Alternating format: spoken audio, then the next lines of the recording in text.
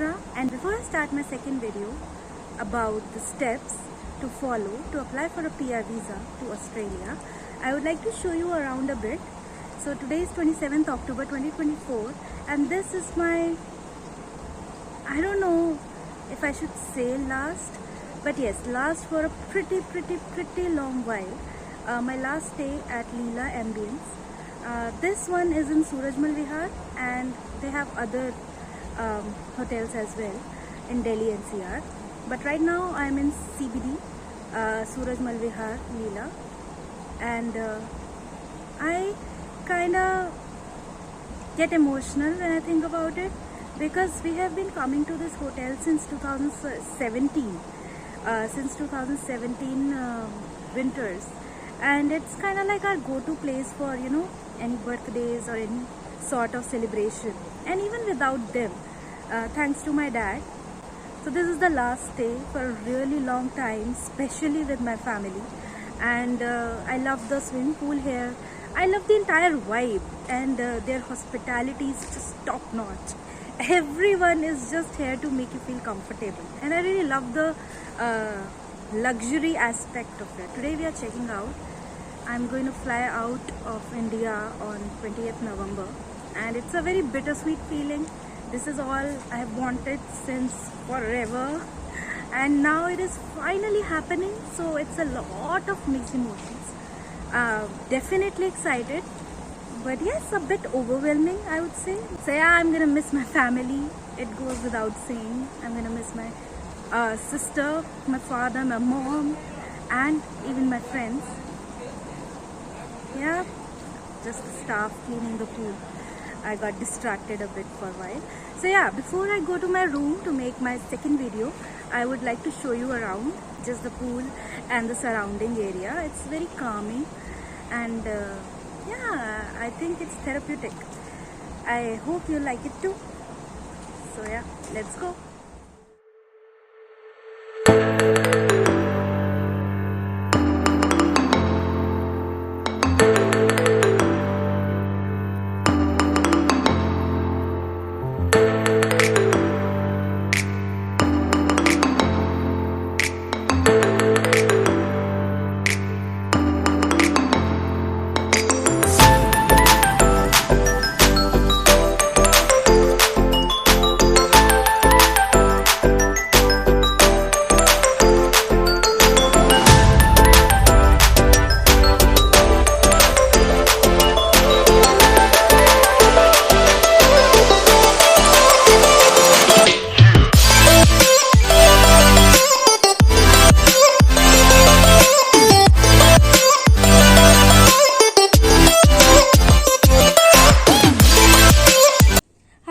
Welcome back to my channel, and this is another episode of me sharing how I did it, how I finally got my PR to Australia. And as I speak today, it's 27th October and my flight is on 20th November and it's pretty close. So yes, I'm a bit excited and I have mixed emotions, but yes, predominantly excited. Okay, so let's go on with the procedure, how I did it. Now, I'm not going to dive into specifics much. I'm going to give you the highlight about my profession. It can differ from profession to profession. So, my NZESCO code was 133111, that is Construction Project Manager. So, my assessing body was VET-SS. And you can check out their official website. Whether you are a construction project manager or any other occupation, you need to check online that which is your specific assessing body who's going to assess your credentials. So for me it was VET-SS. And if I talk about my profession, so the application fees was around 1136 if Australian dollars if you are in Australia, and if you're not in Australia then the fees was 1033 Australian dollar. This is what last I checked, and the difference is in GST. So if you are living in Australia, they take taxes, of course, and if you're not living in Australia, they don't, you're exempted from the taxes. I got my assessment done when we were fresh out of COVID, and due to that, the processing times were a bit lengthy, I would say. I don't know what the scenario is right now, but yes, if you go for a standard processing, these are the prices. This is the fee that I just told you. And if you want to make the process quicker, you can opt for priority processing. But the priority processing has an additional fee. So again, if you are in Australia, the fees of priority processing is 886 Australian dollar, 886. And if you are outside of Australia, like in my case, I was in India, I still am in India technically, it's 806. Again, the difference is GST. So yes, now this I'm making today, like say on 27th October 2024. If you're watching this video later in time, later in year or next year, I would suggest you to go check their websites, because they keep updating their fees depending on, you know, their financial year and their ministers and whatnot. Okay, so moving ahead, I would suggest that by the time you are getting your assessment done, skills assessment done, I would suggest you to give your English proficiency test. That is, you have two options. One is IELTS, the other one is PTE. PTE academics and IELTS general training. And the fees of the exam is 17,000 INR for both of them, whichever one you opt for. I personally opted for IELTS because back in the time, like I told in my first video, I was also trying for Canada. So it's not that Australia was my second choice. To be very honest, I thought Australia is very tough to get in because their immigration system was a bit tighter. They had less quota, so I assumed that I'll not get a chance. So yeah, so in Canada, they don't accept PTE academic. They only accept IELTS general training. So that is why I had IELTS. Although I have heard that PTE academics is a bit easier than IELTS. So I haven't given PTE yet or ever in my life, so I cannot comment on that. So it's totally up to you. Price is exactly the same. So yeah, so once you get your assessment done, they assess your educational qualification and they assess your work experience. So for that you require certain documents. If you're interested in knowing what are the documents, you can comment down below and I can help you out with it. I'm not a lawyer, I'm not a Mara agent. I can only share from my experience. So please don't take it as a legal advice. Once you get your assessment done and get your IELTS score or PTE score, whatever exam you are applying for, you're good to go. You're good to go to apply for your expression of interest in Skill Select. So for that you need these two things. There are multiple subclasses for visa application, but if we talk about skilled migration, there are three subclasses. They are 189, it is called 189 subclass, 190 subclass and 491 subclass.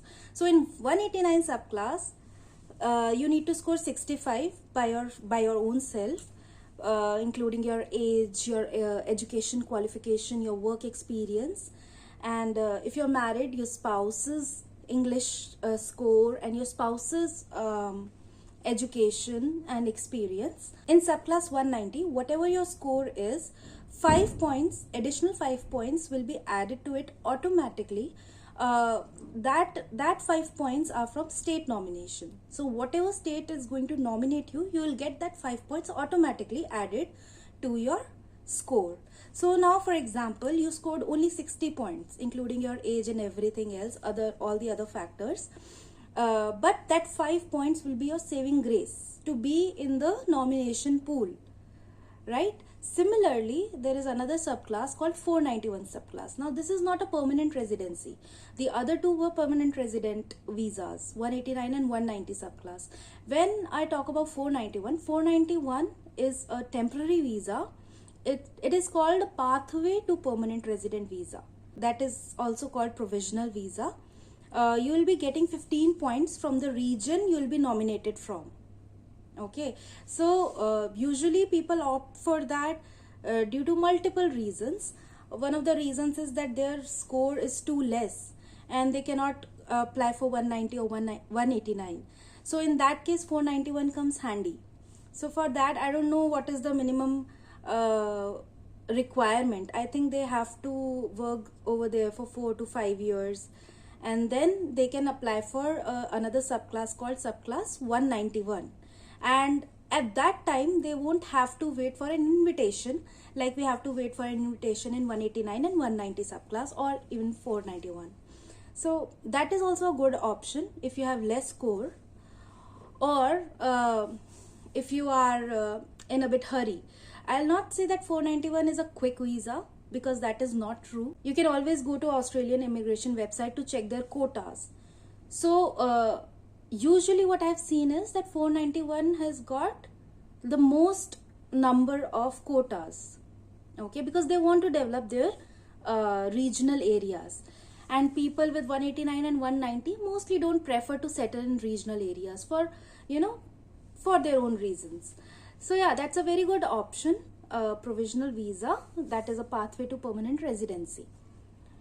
So yeah, these are the 3 types. And if I talk about the difference between 189 and 190 subclass, in 189 you can settle in any suburb, any state, any province in the entire Australia. You're not bound by any particular state. Meanwhile, like subclass 190's name suggests, state nomination visa, a particular state nominates you to apply for a visa. So now it's not, again, it's not legally binding you. It's a moral, I would say, moral pact between you and the state, that they, you know, nominated you, and you help them develop their state by being there, by working there, by making a living there. So yeah, again, you're not legally bound, so you can again move anywhere. So 190 is as good as 189. So usual moral obligation is for 2 years, but I don't think that should be a problem. So yes, I think that's all for today. I hope you found my video informative, and I'll see you in the next video, most probably packing, and yeah, let's see how the journey goes. Please make sure to hit that like button and subscribe to my YouTube channel. It will really help me and motivate me to make more such videos, and I really hope that I'll be able to add any value to people who are looking for the similar content. And you can always reach out to me. And again, I would like to mention that I am neither a MARA agent nor a lawyer. So yeah, whatever experience I'm going to share, it's going to be my own experience. So if you need a legal advice, then I'd really suggest you to go to a lawyer, or again a MARA agent. Alright, so if for any general queries or your concerns, you can always comment down below, and I'd be happy to answer all your questions. Alright, have a nice day. Bye bye.